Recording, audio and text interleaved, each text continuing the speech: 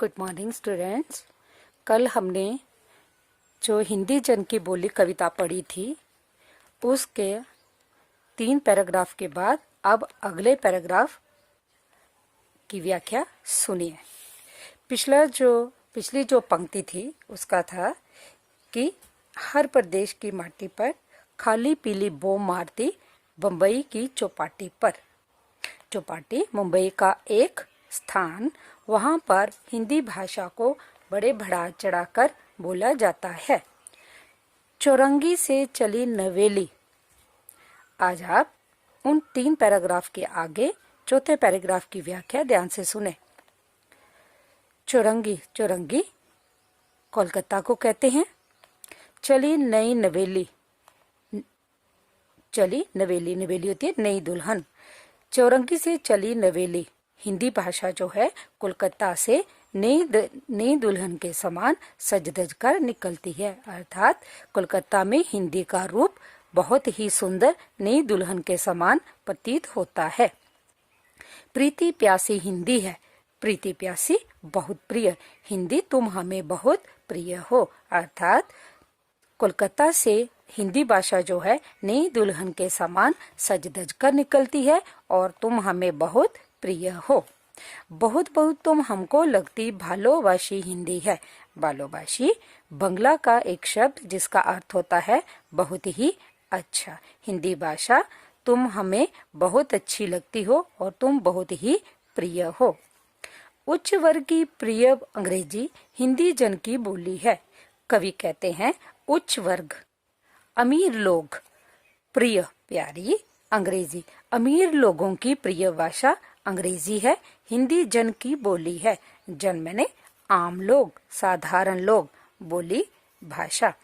अमीर लोगों की प्रिय भाषा अंग्रेजी है और आम साधारण लोग जो हैं वो हिंदी को बोलना पसंद करते हैं।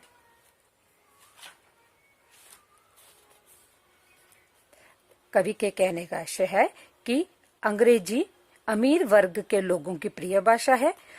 ऊंची सोसाइटी वाले अंग्रेजी ही अच्छी समझते हैं, परंतु छोटी छोटी जातियों की भाषा हिंदी ही है।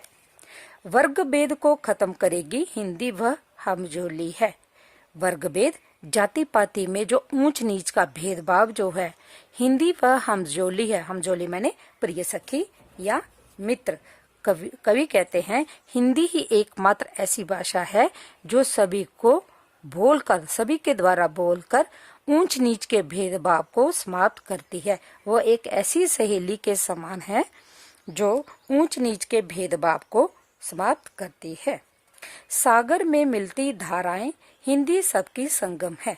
जिस तरह से एक सागर में सारी धाराएं, धारा मतलब मेल होना, धारा पानी का जो धारा, कई सारी नदियां, सागर में मिलती धाराएं, जिस तरह सागर में सारी धाराएं आकर मिलती हैं उसी तरह से हिंदी में भी सारी भाषाएं आकर मिल जाती हैं। हिंदी सबकी संगम है। संगम क्या होता है? संगम होता है नदियों का मेल। यहाँ पर 2 से अधिक नदियां आपस में आकर मिलती हैं, उस स्थान को संगम कहते हैं। इसलिए कवि ने हिंदी को एक सागर की भांति कहकर पुकारा है कि ये सभी भाषाओं को, सारी भाषाओं को अपने में मिला लेने की क्षमता है। शब्द नाद लिपि से भी आगे एक भरोसा अनुपम है। कवि कहते हैं कि शब्द, नाद, नाद होती है ध्वनि, लिपि, लिपि भाषा के लिखने का ढंग, एक भरोसा अनुपम है। भरोसा मैंने विश्वास, अनुपम मैंने बेजोड़ या अनोखा। हिंदी भाषा शब्दों के माध्यम से, ध्वनि के माध्यम से और लिखने के ढंग से सबसे आगे है और इस पर बेजोड़ विश्वास किया जाता है। इसका जो विश्वास है वे बेजोड़ है। गंगा कावेरी की धारा साथ मिलाती हिंदी है। कवि कहते हैं कि हिंदी भाषा का मुकाबला संसार की किसी भाषा के बराबर नहीं है। गंगा पर रहने वाले तथा कावेरी की ओर रहने वाली जातियां सबको हिंदी आपस में आपसी बंधुत्व मिलाती है, अर्थात आपस में मिलाने का कार्य करती है। पूर्व पश्चिम कमल पंखुड़ी सेतु बनाती हिंदी है। कवि कहते हैं कि पूर्व और पश्चिम दिशा, ईस्ट और वेस्ट, पश्चिम और पूर्व और पश्चिम के लोगों के लिए भी कमल एक फूल, पंखुड़ी, पंखुड़ी सेतु, पुल की हिंदी भाषा जो है पूर्व और पश्चिम के लोगों के लिए भी कमल रूपी पंखुड़ी की तरह हिंदी जो है पुल का काम करती है, अर्थात वह सभी लोगों को आपस में मिलाने का कार्य करती है, वो हिंदी भाषा ही है। कवि के कहने का अर्थ है कि जन जन की भाषा होने से पूर्व की तरफ अर्थात पश्चिम की तरफ से के लोगों को मिलाने के लिए पुल बनी हुई है। ये भाषा एकदम सरल और सरस है। धन्यवाद।